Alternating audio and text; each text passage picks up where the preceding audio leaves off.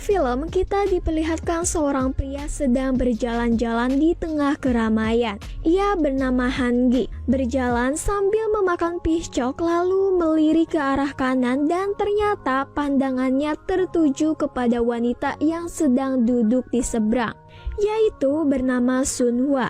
Melihat keanggunannya yang aduhai, Hangi mencoba menghampiri kemudian duduk di sampingnya. Ternyata Sunhwa merasa ketakutan karena Hangi menatapnya terlalu tajam. Lalu Sunhwa pun beranjak dari tempat duduk dan untung saja pacarnya sudah datang untuk menjemputnya. Melihat kemesraan mereka, Hangi malah panas dan tak disangka langsung mencipok Sunhwa. Hyun Sun sang pacar sontak memukulnya agar melepaskan bibir pacarnya tersebut. Di tengah keramaian itu, mereka jadi sorotan para warga. Bahkan para anggota tentara pun melihatnya namun tidak bertindak. Setelah berhasil dilepaskan, Sunhwa meminta Hangi untuk meminta maaf tapi malah mengabaikannya. Dengan begitu, para tentara di sana baru mulai bertindak hingga terjadi perkelahian. Hangi dibaku hantam sampai babak belur, namun Sunhwa mengeluarkan air najisnya ke wajah Hangi kemudian pergi bersama Hyun Sun.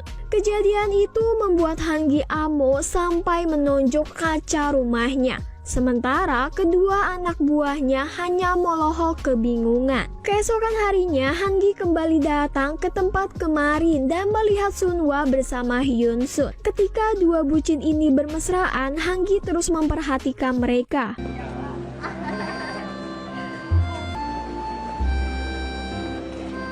Pada saat Sunhwa sedang sendirian di toko buku, ia terlihat menunjukkan keanehan yang dimana merobek gambar yang ada di majalah tersebut. Di sisi lain, Hangi masih terus memantaunya dari kejauhan dan ternyata Sunhwa melihat ada dompet tergeletak di atas tumpukan buku. Gerak-gerik mencurigakan pun terjadi karena Sunhwa mengambil dompet tersebut kemudian pergi ke toilet. Di sana ia mengambil seisi dompet itu dan ketika keluar ia malah menabrak seorang pria.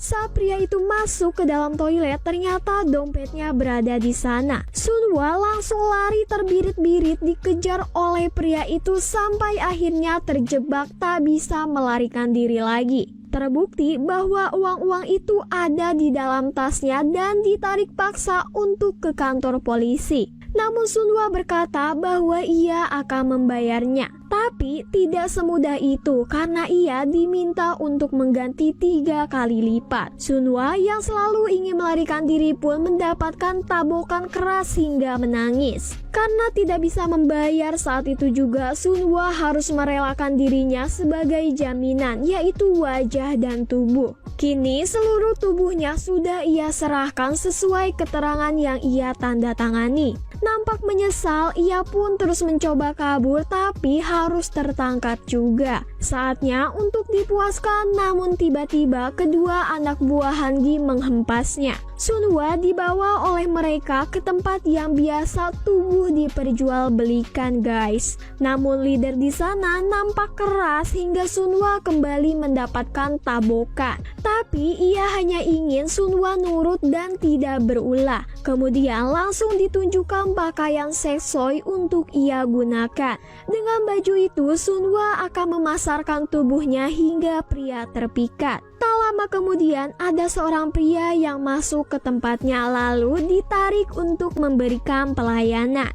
Tidak disangka Sunhwa menangis histeris karena ketakutan. Di sisi lain, Hangi masih memantaunya dan melihat secara langsung betapa takutnya Sunhwa ketika akan diperkaos. Hangi pun menelpon anak buahnya untuk menghentikan itu. Lalu Sunhwa meminta tolong kepada Eunhae agar ia bisa memberikan kenikmatan pertama kalinya untuk sang pacar. Tanpa keberatan, mereka pun langsung dipertemukan dan melakukannya di dalam mobil sambil dipantau oleh Hangi dan kawan-kawan. Namun baru saja pelukan mereka langsung diobrak-abrik dan Sunhwa kembali dipaksa oleh pelanggannya. Sehingga Makinya pun jebol. Kerapatannya telah hilang, guys.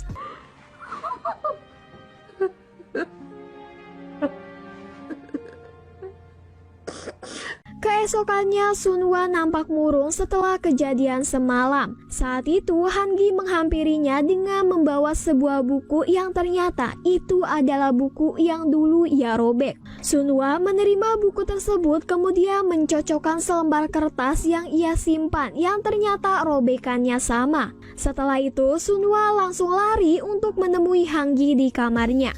Di sana ia marah-marah sambil menangis dan mencabik-cabik Han-gi. Kedua anak buah Han-gi membantu menghentikan, lalu Sunwa kembali ke kamar dengan memasukkan baju-baju miliknya. Namun Eun-hye menghalanginya sehingga sulit untuk bertindak. Kini Sunwa hanya bisa menangis dan meratapi takdir yang harus ia jalani. Sampai akhirnya merasa kelelahan kemudian tidur dengan sendirinya. Han-gi pun masuk ke kamar Sunwa lalu mengelus-ngelus kepalanya dengan penuh perasaan. Ternyata tampangnya yang sangar tapi hatinya baik ya guys.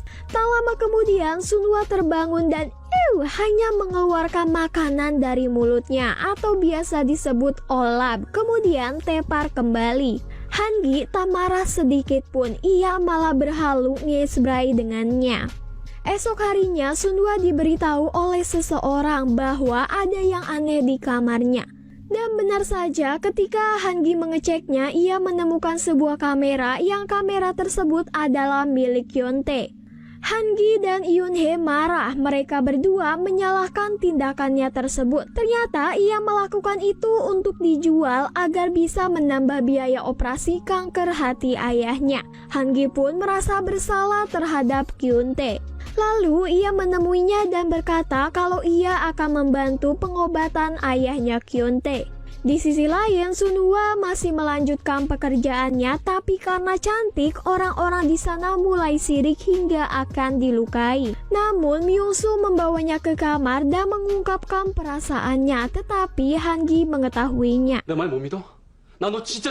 Setelah tahu, Sunwa pun meminta bantuan agar mengeluarkan dirinya dari sana. Myung-soo langsung mencari cara, namun diketahui oleh Jung-tae sehingga Sunwa pergi sendiri. Ketika sedang berjalan, ternyata Han-gi membawa Sunwa secara paksa sampai tiba di tepi laut. Saat menepi, mereka melihat ada seorang wanita berjalan ke arah laut. Namun lagi-lagi Sunwa memberontak hingga akhirnya Han-gi terpaksa membawanya kembali ke tempat nakal. Malam harinya Sunwa kembali mendapatkan pelanggan, namun Jung-tae terlihat marah dan menggagalkan pengencrotannya. Dengan begitu suasana pun menjadi kacau, lalu Han-gi membantu Jung-tae. Tetapi ada seseorang yang memukul kepala Han-gi dengan batu sampai bercucuran darah. Semua orang di sana nampak ketakutan karena Han-gi membalasnya dengan tusukan. Sementara Sunwa mengumpat untuk melindungi diri.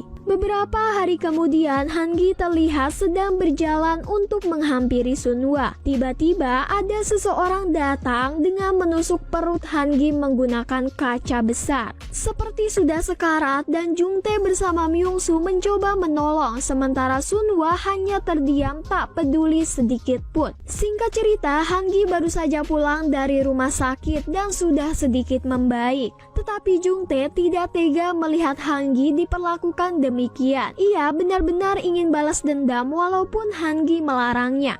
Tanpa sepengetahuan Han-gi, ternyata diam-diam Jung-tae menusuk orang yang telah melukai Han-gi. Hal tersebut diketahui oleh Han-gi, namun ia tak ada rasa takut. Tapi Han-gi adalah sosok teman yang baik dan tidak ingin temannya dihukum mati hanya karena dirinya. Sehingga ia menuduh dirinya sendiri bahwa ia yang melakukan. Jung-tae dan Sun-woo datang untuk menjenguk dan saat itu Sun-woo meminta Han-gi untuk keluar. Entah kenapa Sun-woo bisa menangis histeris melihat Han-gi seperti itu dan berteriak agar Han-gi keluar.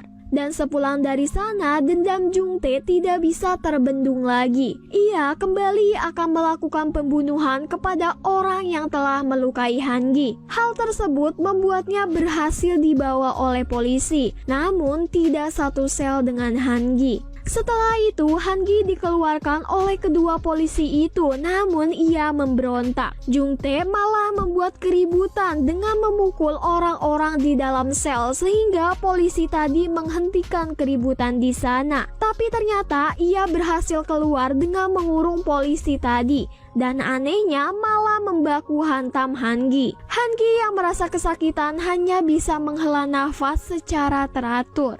Merasa jauh dengan Han-gi membuat Sunhwa kembali merana sampai menolak pelanggan untuk ia layani. Tapi ternyata Han-gi sudah keluar dan Sunhwa melihatnya.